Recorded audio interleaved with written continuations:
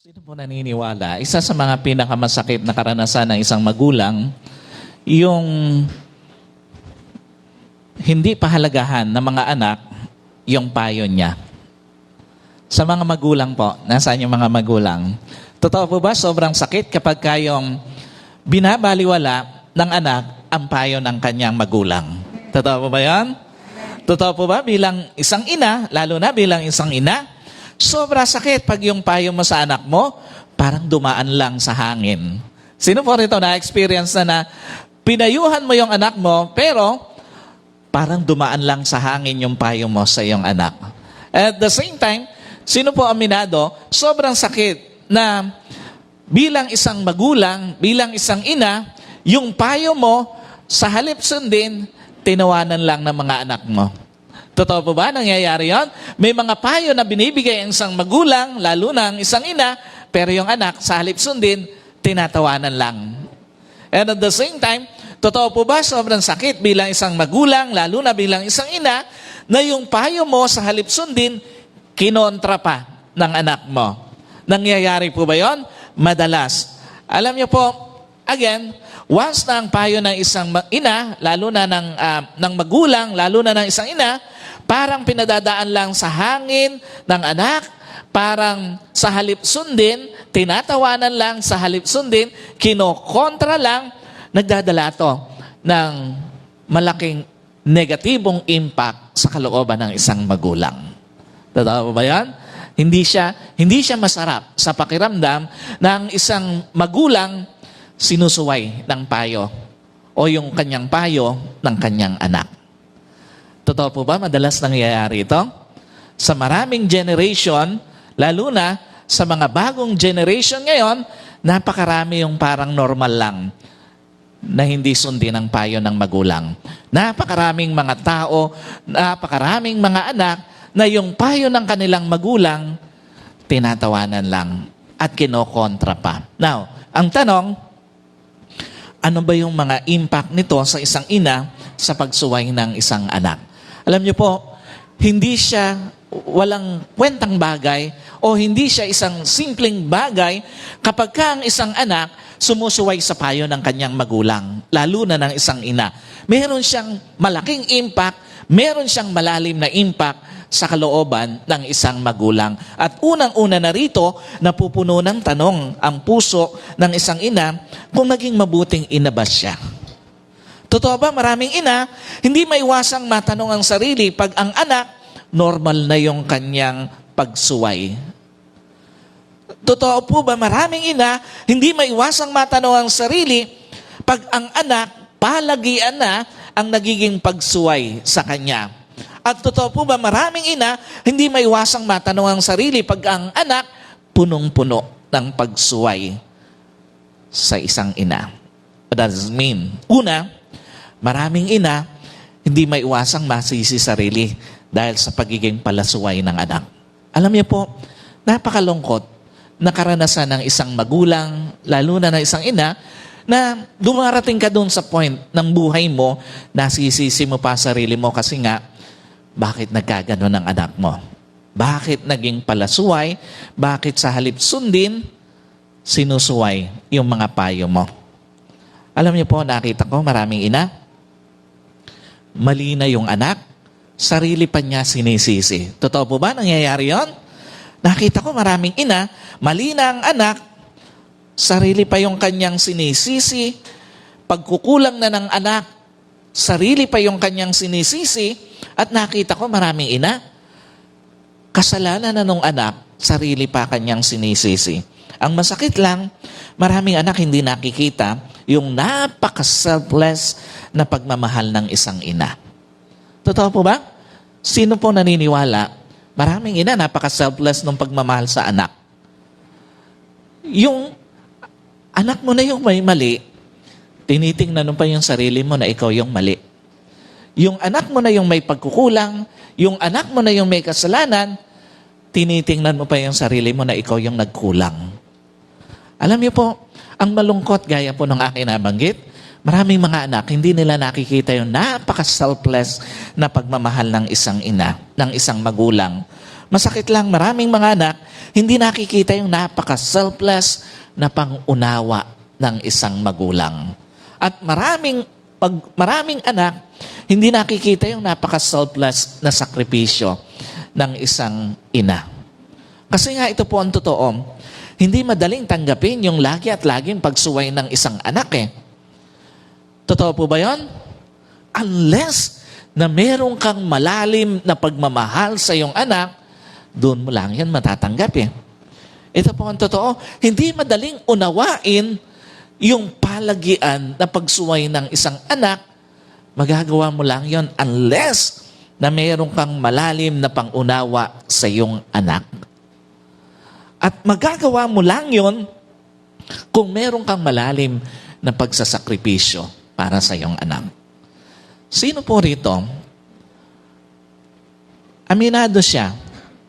Handa siyang magsakripisyo para sa kanyang mga anak. Sa mga magulang po. At sino po rito handang umunawa para sa mga anak bilang magulang? Alam niyo po, iyon kasi yung reality ng buhay eh. Napansin niyo, lalo na nature ng isang nanay, wala namang nakakaunawa sa anak na gaya ng pangunawa mo. Wala namang tumatanggap sa isang anak na gaya ng pagtanggap mo. Napansin niyo? Kaya nga sa mga anak, dapat nakikita natin yun eh. Wala namang ibang uunawa sa iyo gaya ng pangunawa ng magulang mo eh. Wala namang tatanggap sa iyo na gaya ng pagtanggap ng magulang mo sa iyo. Napansin niyo yun? Ikaw na may kasalanan, minsan sarili pa nung nanay niya yung sinisisi niya na baka nagkulang siya. Minsan ikaw na yung may pagkukulang, sarili pa ng magulang ang sinisisi na baka nga meron siyang naging pagkakamali sa pagpapalaki sa iyo. Alam niyo po, napakalalim yung iniiwan na sakit sa isang magulang ng patuloy na pagsuway ng isang anak. Sa lahat po ng mga anak, sino rito ang lakas ng loob o may lakas ng loob na umamin? Marami kang pagkakataon na nasuway ang magulang mo. Sino po rito? Parang ang babait nyo ha. Sino aminado? Maraming pagkakataon, alam mo, nasuway mo yung gusto ng magulang mo. Alam niyo po, ikalawa, maraming ina hindi may iwasang makaramdam ng malaking pagkukulang dahil sa pagsuway ng anak. Gaya po nung aking nabanggit, isa sa mga nakakalungkot na bahagi ng pagiging magulang, lalo na pagiging ina, dahil sa pagiging palasuway ng anak, hindi natin maiwasang maramdaman na baka nagkulang nga tayo. Kaya gano'n ang anak natin. Isa po sa napakalungkot na bahagi ng pagiging magulang, lalo na pagiging ina, dahil sa pagiging palasuway ng isang anak, hindi mo maiwasang maramdaman na parang ang laki ng pagkukulang mo sa iyong pamilya. At minsan, dumarating tayo doon sa point ng buhay natin bilang magulang, bilang isang ina, na parang pakiramdam natin na ang laki ng pagkukulang natin bilang isang sa ating mga anak. Another thing na nagiging impact sa isang ina, sa isang magulang, ng patuloy na pagsuway ng isang anak, napupuno ng takot ang puso ng isang ina para sa anak. Totoo po ba? Maraming magulang dahil sa patuloy na pagsuway ng kanyang anak, hindi may iwasang matakot para sa kahihinatnan ng kanyang anak. Sino po rito gusto niya magkaroon ng magandang kinabukasan ng kanyang anak? Totoo po ba yan? Walang magulang o mabuting magulang na hindi nangangarap ng mabuting kinabukasan para sa kanyang anak. Walang mabuting magulang na hindi nangangarap na isang araw makatapos yung kanyang mga anak. At walang mabuting magulang na hindi nangangarap na makita isang araw yung kanyang mga anak merong masaganang buhay. Totoo po ba yan? Lahat ng mabuting magulang, ang pangarap nila, lahat ng mabuti para sa kanilang mga anak. And again, ang malungkot lang, pag ang isang anak palasuway sa magulang, hindi naiiwasan ng isang magulang, lalo na ng isang ina, na mangamba. Bakit? Tandaan niyo po, walang anak na palasuway sa magulang ang pwedeng makarating ng malayo sa buhay. Totoo po ba yan? Mismong Biblia ang nagtuturo sa atin na hindi ka pwedeng makarating sa malayo na palasuway ka sa magulang mo.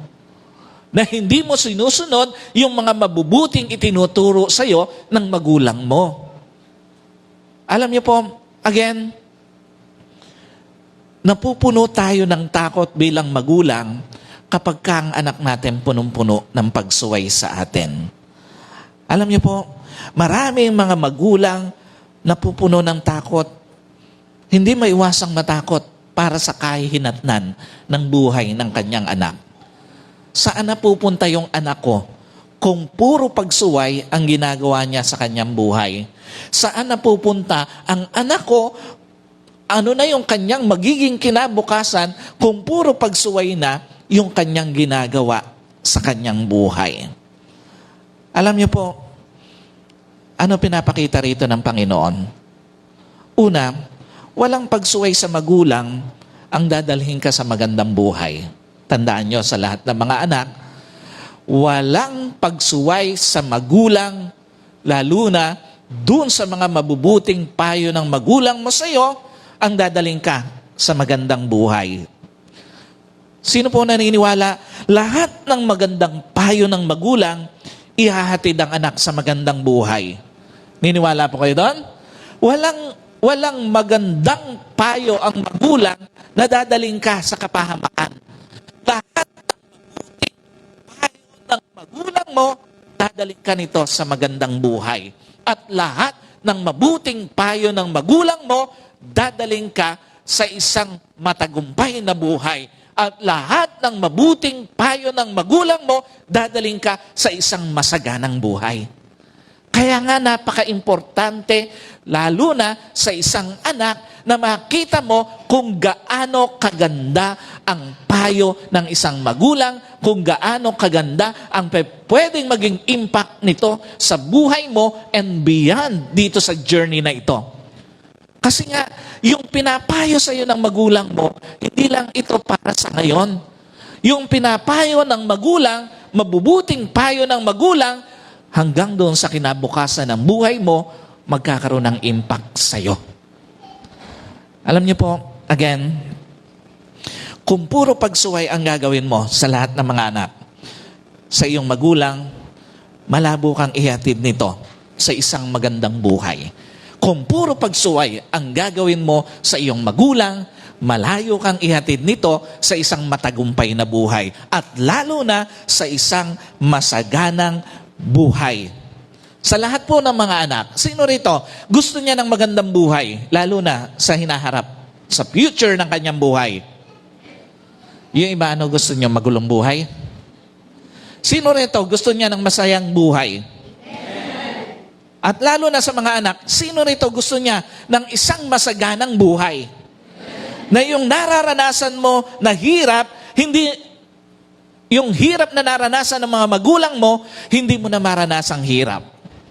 Alam niyo po, isa sa mga pwedeng maging sekreto para sa katuparan nito, yung pagsunod sa magagandang payo ng magulang.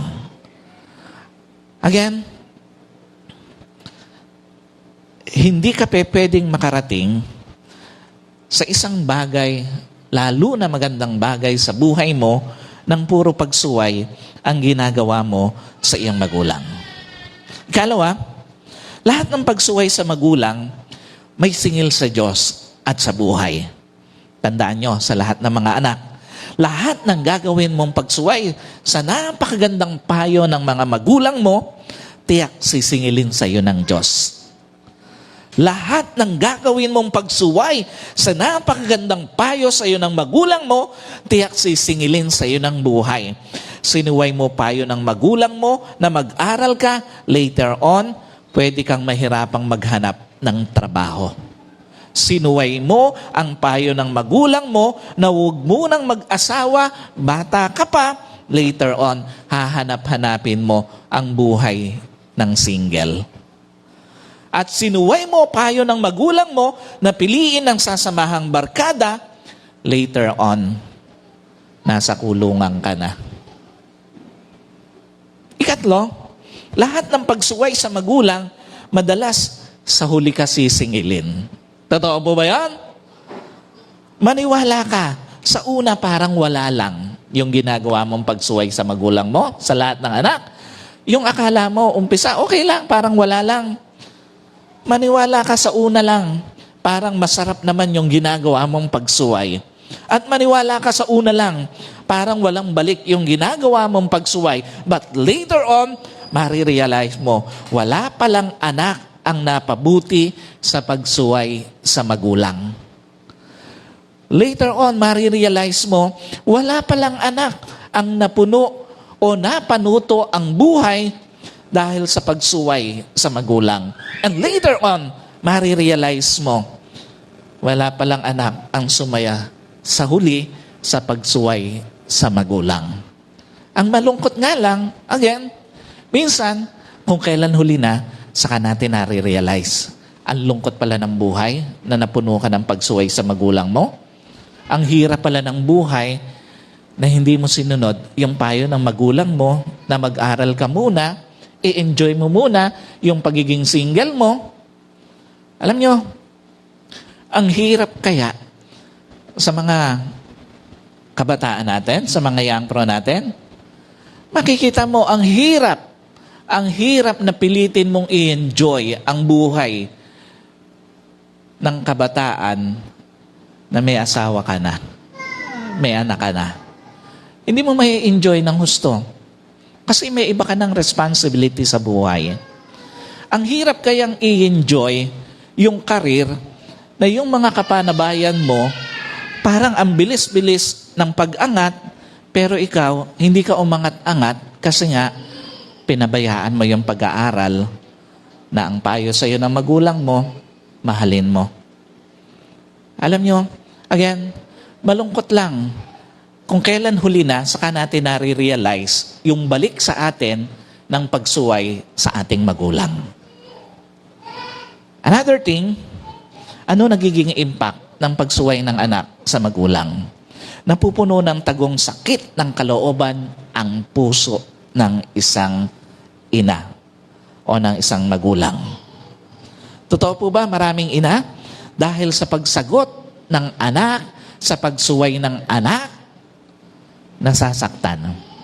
Sino po rito nasaktan na sa mga pagsuway ng kanilang anak? Totoo po ba? Sobrang sakit? Kasi bakit? Kasi wala ka namang gustong masama. Lahat ng gusto mo, ng pinapayo mo, para sa ikabubuti ng anak mo eh. Totoo po ba yan?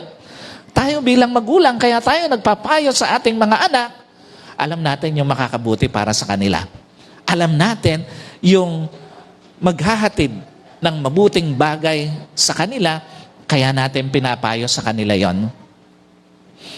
Kanino bang apo yung bata na yon na magulo? Nasa hulihan.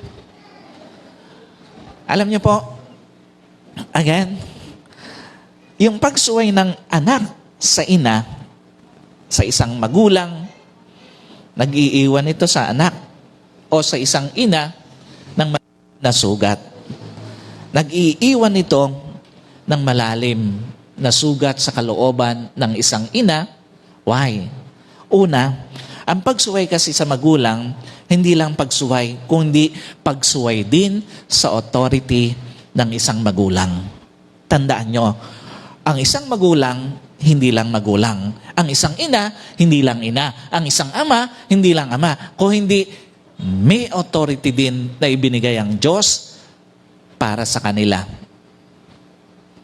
Alam niyo po, pag sumusuway ang anak sa isang magulang, kasabay nun, binabaliwala niya yung authority ng magulang sa kanyang buhay. Tandaan nyo sa mga anak, once na sinusuway mo ang mga payo, mabubuting payo ng magulang mo sa'yo, hindi ka lang sumusuway. Binabaliwala mo rin yung authority niya sa buhay mo. In a sense, pinapakita ng anak sa magulang, hindi ko kailangan ng sinasabi mo.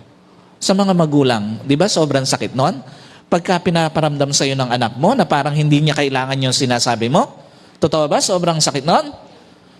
And in a sense, pag sumusuway ang anak sa isang magulang, pinaparamdam mo sa magulang mo na kahit hindi ko gawin yung sinasabi mo, mapapaayos ako.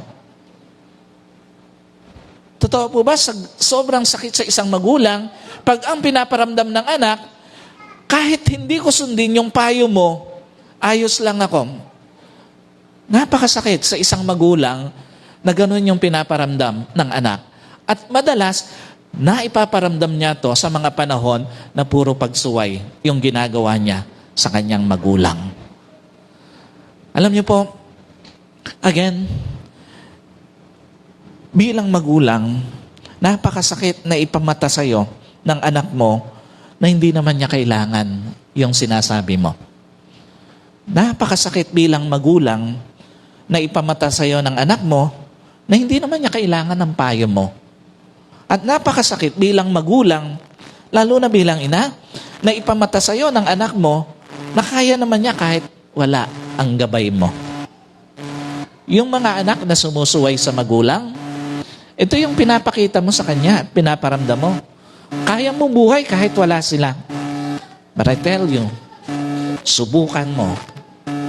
Pagdating ng panahon na wala na yung magulang mo, marirealize mo gaano kasakit ang walang magulang na nagpapayo. Totoo po ba? Ngayon, parang gaya nung aking nabanggit, parang okay lang yan eh. But later on, marirealize mo ang hirap pala ng walang nagpapayang magulang. Again, alam niyo po, ito ang totoo. Mas masakit pag ang anak ang nagmemenos sa isang magulang. Baka po meron tayo na hello, sir.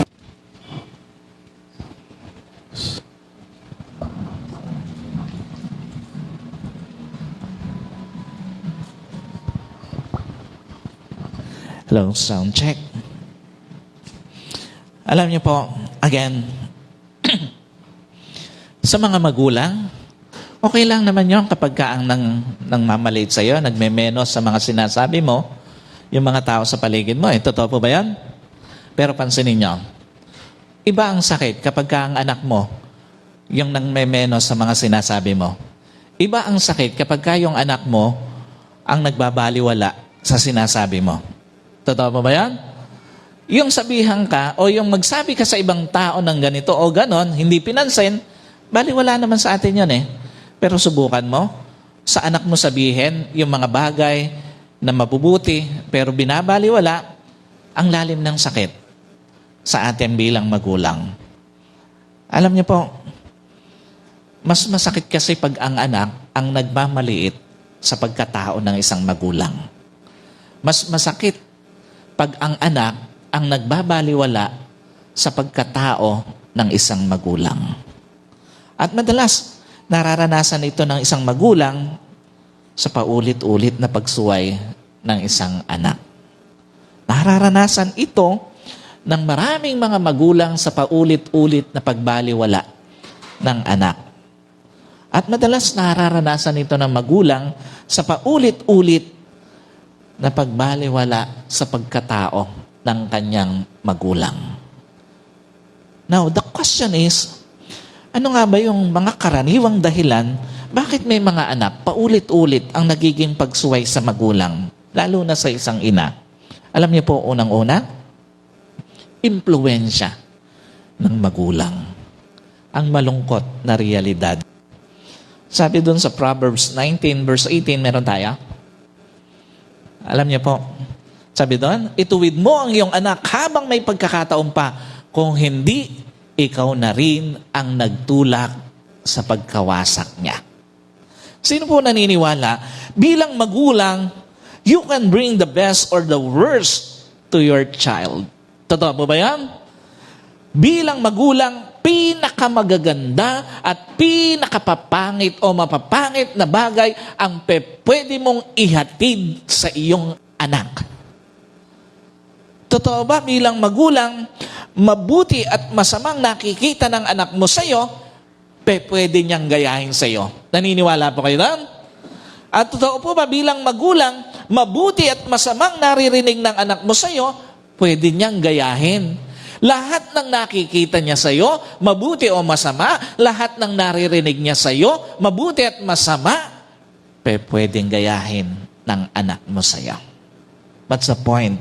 Una, magulang ang pinakaresponsable sa pagkabuo ng pundasyon ng pagkatao ng anak. Totoo po ba? Malaki kinalaman ng magulang sa paraan ng pakikitungo ng anak sa iba. Totoo po ba yan? Malaki ang kinalaman ng magulang sa paraan ng pakikipag-usap ng anak sa iba. At malaki ang kinalaman ng magulang sa paraan ng pagpapahalaga ng anak sa iba. Kung papaano siya makitungo sa iba, kung papaano siya magpahalaga sa iba, kung papaano siya makipag-usap sa iba, lahat ng iyon, malaki ang kinalaman ng magulang. Alam niyo po, again, napakalaking porsyento ng pundasyon ng personality ng isang anak, nakita, narinig, at nagaya niya sa kanyang magulang. Kaya nga kung mabuting nakikita ng anak mo sa iyo bilang magulang, bubuo ito sa iyong anak.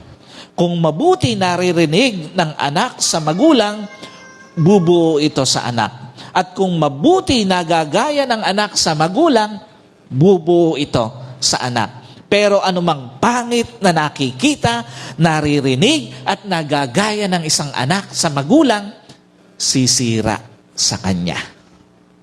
Ikalawa, anumang pinagpalibang pagtutuwid ng magulang sa anak, hindi na mahahabol.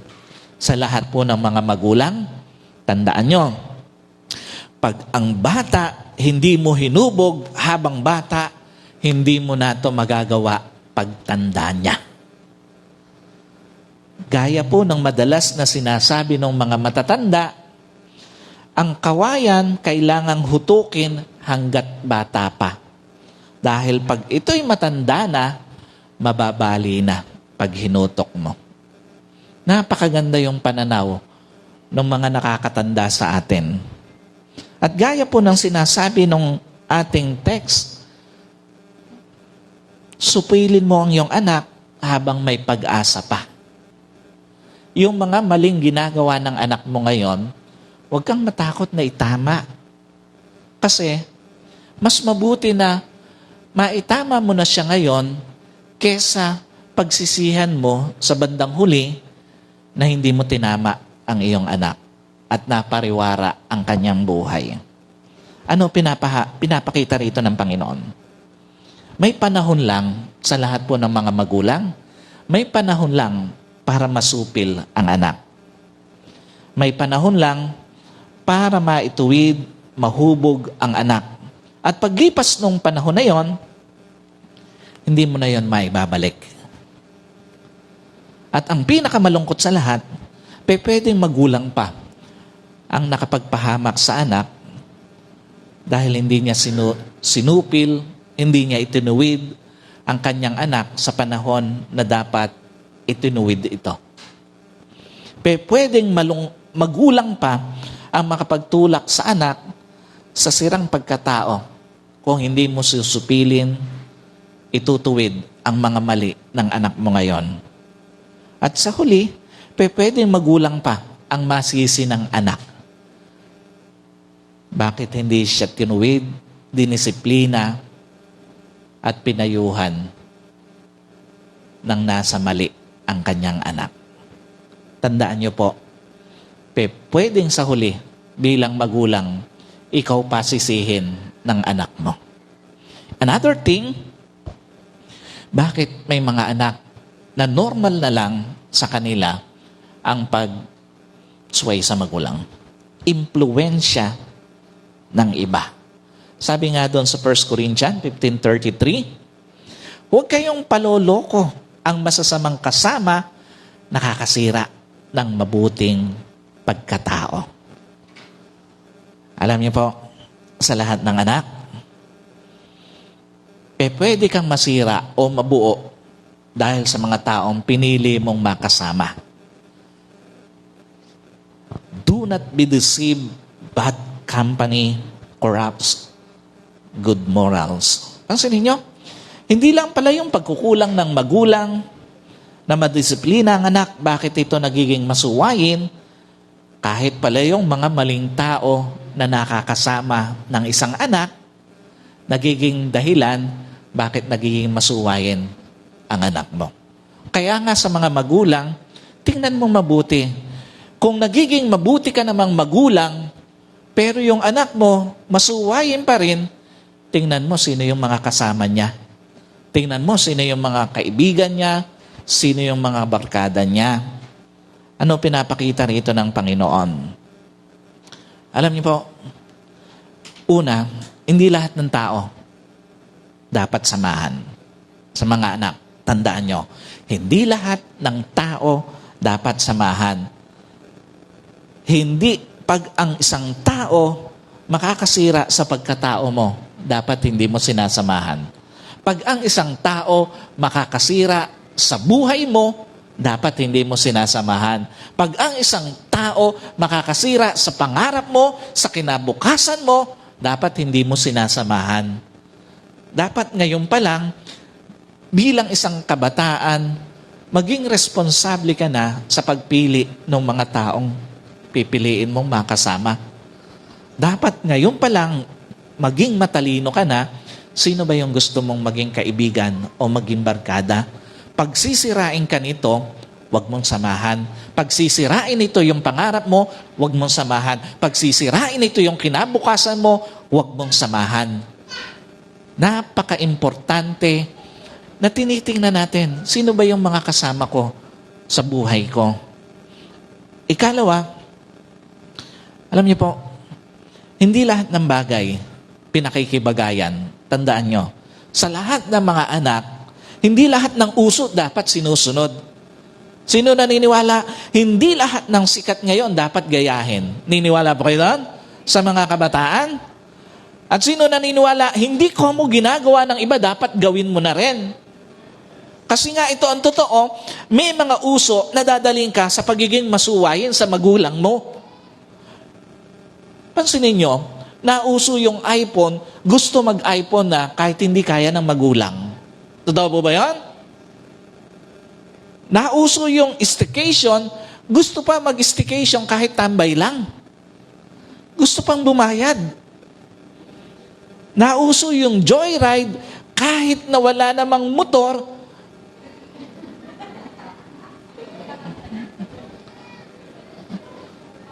alam niyo po, minsan kahit na pinipigilan na ng magulang, anak, huwag ka nang mag-helmet. Wala ka namang motor. Minsan may mga anak, pinipilit yung gusto kahit na hindi dapat. Alam niyo po, sa mga anak, try to reflect sa mga pinipili mong makasama sa journey mo.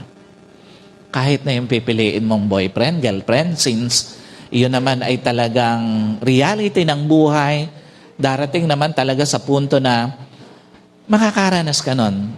Walang masama doon, pero piliin mo, tama bang tao to para sa'yo? Huwag ka naman dumating doon sa point na walang maging tama sa'yo. Mamili ka lang ng tama para sa'yo. Yung hindi ka sisirain ang pangarap mo, ang kinabukasan mo, dapat iyon ang pinipili mo. So, pag yung mga taong kasama mo ngayon, dinadala ka sa pagkasira ng pagkatao mo, lalo na ng relasyon mo sa iyong magulang, sa pagiging masunuring anak, iwan mo yung taong yan. Layuan mo. Pag yung taong kasama mo ngayon, dinadala ka lang sa pagkasira ng pangarap mo, layuan mo. At pag ang taong kasama mo ngayon, dinadala ka lang sa pagkasira ng kinabukasan mo, layuan mo. In short, piliin mo lang yung dapat mag-stay sa buhay mo. Piliin mo lang yung dapat mag-stay sa journey mo. Dahil hindi lahat pinipili. And another thing, bakit maraming mga anak patuloy na nagiging masuwayin sa magulang?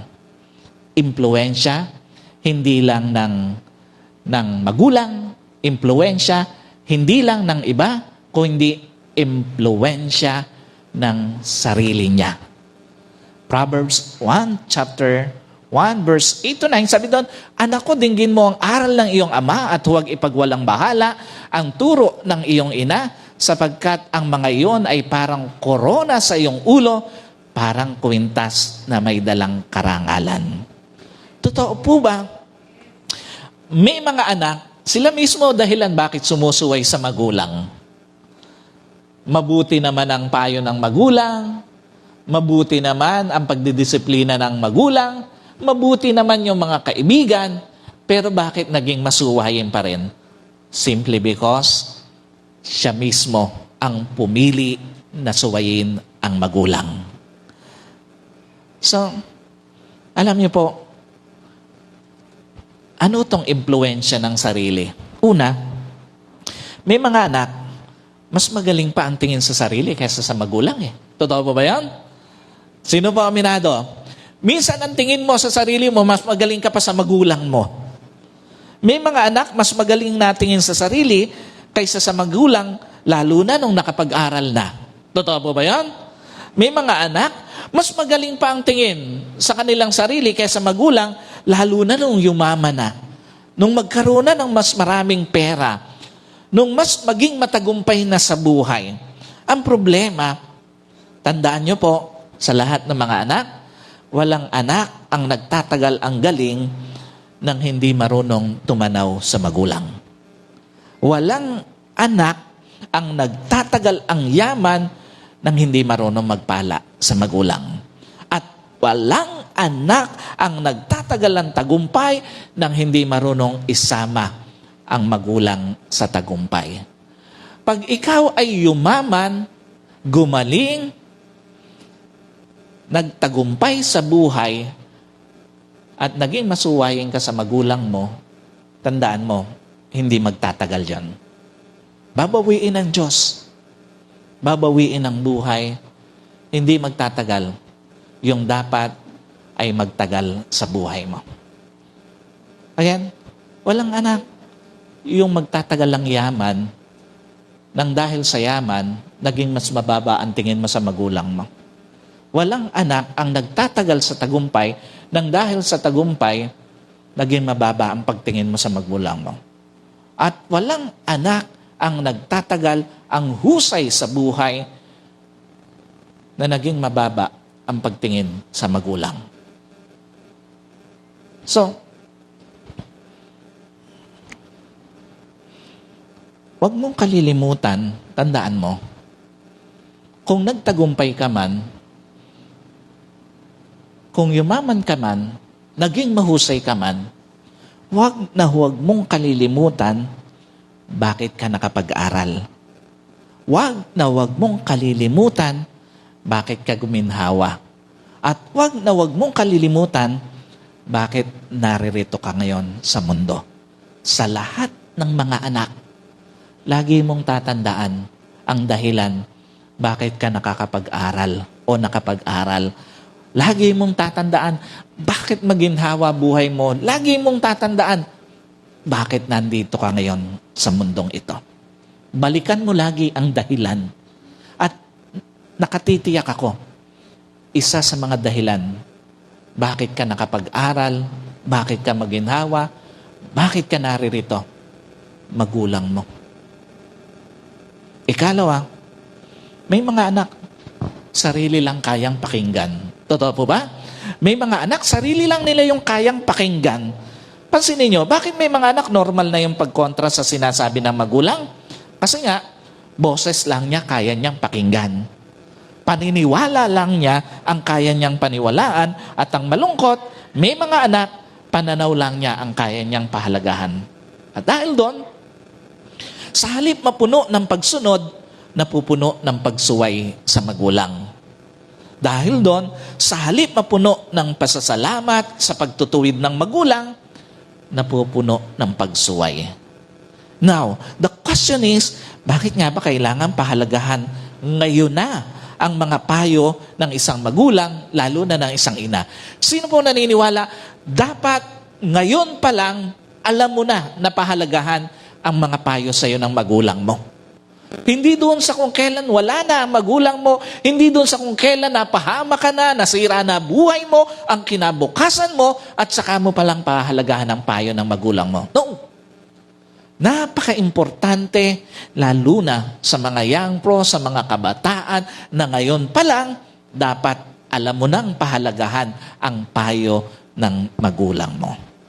Unang dahilan, isang araw marirealize mo, ang pinaka-worth pala na payo ng iyong ina. Sino po naniniwala isang araw, marirealize mo, pinakamagandang payo na tinanggap mo pala sa buhay mo, payo ng magulang mo. At sino po naniniwala, isang araw marirealize mo, wala palang katumbas na pera ang payo ng magulang mo sa iyo. At sino po naniniwala, isang araw marirealize mo, wala palang makakapantay sa payo ng isang magulang. What's the point? Una, madalas, kung kailan wala na si nanay, si tatay, saka mo pa na isasabuhay ang payo nila. Alam niyo po, madalas kung kailan wala na yung magulang, saka pa na isasabuhay ng anak yung payo ng mga magulang. Napakalungkot na nung na nabubuhay, pinapadaan mo lang sa hangin yung payo ng magulang mo sa iyo. Napakalungkot na nung nabubuhay, tinatawanan mo lang yung payo nila sa iyo. At napakalungkot na nung nabubuhay, kinokontra mo lang yung payo nila sa iyo. Alam niyo po, not knowing na yung palang di mo pinapansin na payo nila, ito pala magiging sandata mo para sa matagumpay na buhay. Maraming anak, hindi nila alam, yung palang payo na yon sa kanila ng kanilang magulang, yung pala yung magiging sandata niya para sa masaganang buhay at para sa maayos na buhay.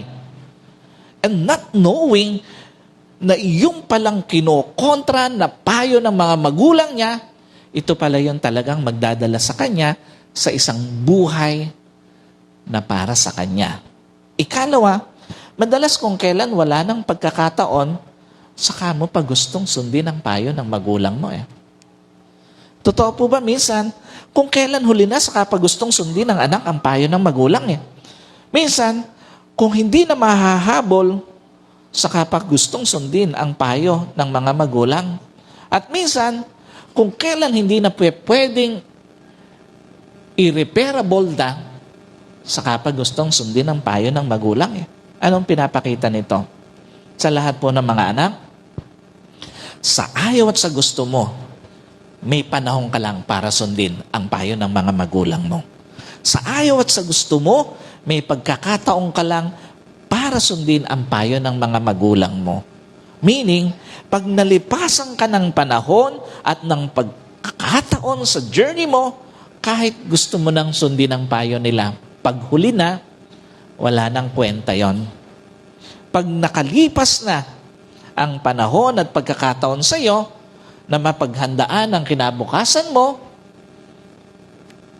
kahit anong pilit mo, hindi mo na maibabalik yan. Pag nalipasan ka na ng panahon at pagkakataon na ingatan ang katawan mo, huwag kang magbisyo, huwag kang mag-asawa ng bata, pag lumipas na yung panahon na yon, hindi mo na maibabalik. Hindi mo na maibabalik yung anak na isinilang mo kahit bata ka pa. Hindi mo na maibabalik yung maayos na kalusugan mo dahil sa bisyo. Lahat yun, hindi mo na maibabalik pag lumipas na yung panahon at pagkakataon. Alam niyo po, habang hindi pa huli, isabuhay mo na yung payo ng mga magulang mo. Habang may panahon ka pa, habang may pagkakataon ka pa, sundin mo na yung payo ng mga magulang mo. Ikalawa, isang araw masasabi mo, lahat pala ng payo ng mga magulang mo, lalo na ng iyong ina, para sa'yo naman pala talaga lahat yun. Sino po naniniwala? Isang araw masasabi mo sa sarili mo, lahat pala ng sinasabi nila para sa akin. At sino po naniniwala? Isang araw masasabi mo sa sarili mo, kaya pala ako pinipilit magtapos ni nanay, ni tatay, para pala sa akin yon. Sino po naniniwala? Isang araw pwede mo masabi na, kaya pala ako pinipigilan ni nanay, ni tatay, na mag-asawa ng bata, para sa akin pala yon. Para sa iyo pala yon. At sino naniniwala? Isang araw masasabi mo sa sarili mo, kaya pala ako pinilit ng aking mga magulang na magsikap, para sa akin pala yon. Alam niyo po, again, anong pinapakita rito ng Panginoon? Una, sa ganang kaya ng magulang, lahat ng para sa kaibubuti ng anak, ipapaalam ng magulang eh. Totoo po ba yan? Sa mga magulang na naririto, totoo ba? Lahat ng makakabuti sa anak mo, sasabihin mo. Hindi mo ipagkakait. Alam niyo po, lahat ng alam ng magulang mo, ipapaalam niya sa iyo, huwag ka lang masaktan sa buhay. Sino po rito? Gagawin niya yon bilang magulang. Lahat ng alam mo, ipapaalam mo sa anak mo, wag lang siya masaktan sa buhay. Wag lang siyang mapahamak sa buhay. Wag lang siyang maghirap sa buhay. Kasi nga, ito ang totoo eh. Kung meron mang pinakaayaw na masaktan ka dito sa buhay na yun, magulang mo. Kung meron mang pinakaayaw na mapahamak ka sa buhay na ito, magulang mo yon. At kung meron mang ayaw na maghirap ka dito sa buhay nito, magulang mo yon. Kaya nga lahat ng alam nila, lahat ng karanasan nila, ayaw na nilang iparanas sa iyo yung mga mahihirap na naranasan nila. Ganon ka-importante sa isang magulang na maipaalam niya sa iyo yung alam niya para hindi ka masaktan ng buhay, para hindi ka mapahamak sa buhay at hindi ka maghirap dito sa buhay na ito. Ikalawa, sa ganang kaya ng mga magulang, lahat ng para sa ikabubuti ng anak, ipaglalaban ng magulang. Totoo po ba yan? Sino naniniwala? Bilang magulang, lahat ng para sa mga anak mo, ipaglalaban mo. Totoo po ba yan? Walang magulang na hindi ipaglalaban ang para sa kanyang mga anak. Alam niyo po, may mga anak o may mga magulang, kahit masagot-sagot ng anak, igigiit yung para sa ikabubuti ng anak. Totoo po ba yan? May mga magulang, kahit sinasagot ng mga anak, igigiit niya kasi alam niya para sa ikabubuti ng anak niya yon. At totoo po ba, may mga magulang kahit masaktan ng kalooban para sa anak, titiisin. At may mga magulang kahit makulitan ng mga anak, hindi mapapagod sa pagpapaalala sa kanilang anak. Why? Kasi nga para sa isang magulang, lalo na para sa isang ina, hindi baling sagutin siya ng anak niya. Ang importante sa kanya, mapangalagaan niya yung kanyang anak. Para sa isang magulang, lalo na sa isang ina, hindi baling masaktan ng kalooban niya, mapangalagaan lang niya ang kanyang anak. At para sa isang magulang, hindi baling makulitan sa kanya ang kanyang anak. Ang importante, mapangalagaan niya ang kanyang anak. And finally, isang araw, aalalahanin mo na lang mga payo sa iyo ng mga magulang mo at ang mga magulang mo. Sino po naniniwala isang araw, alaala na lang ang payo ng mga magulang mo sa iyo? At sino po naniniwala, isang araw, yung nanay na kasama mo ngayon, maaaring katabi mo ngayon, yung tatay na kasama mo ngayon, isang araw, aalalahanin mo na lang din. Hindi kayo forever na magkasama. Kaya nga, lahat ng magulang hanggat kasama pa yung anak, gagawin ng lahat.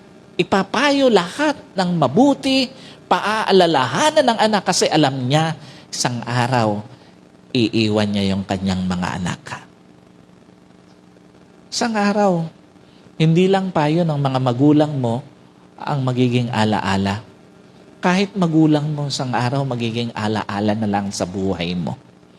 Kaya nga napakapalad mo kung may magulang ka pa ngayon na kasama, may magulang ka pa ngayon na nagpapayo sa iyo, may magulang ka pa na nagpapaalala sa iyo. Kasi one day, wala na yan sa tabi mo. Yung mga payo niya, alaala na lang din sa buhay mo.